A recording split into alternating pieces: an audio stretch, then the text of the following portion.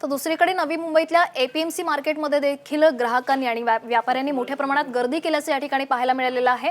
आज रात्री 8 वाजल्यापासून राज्यात संचारबंदी असणार आहे आणि अशातच भाजी घेण्यासाठी ग्राहकांनी मोठ्या प्रमाणात गर्दी केलेली आहे। दृश्य आपण पाहतोय नवी मुंबई महानगरपालिकेने एपीएमसी मार्केटमध्ये कोविड टेस्ट करणं आवश्यक आहे असा नियम घालून दिलेला आहे।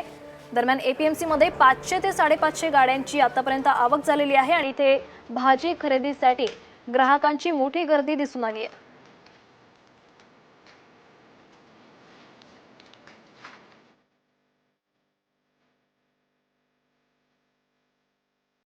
ह्या चाचण्या सुरुवातीपासूनच बंधनकारक आहेत। सगळ्या भाजीपाला व्यापारी, इथले माथाडी कामगार सगळ्यांसाठी या चाचण्या बंधनकारक आहेत।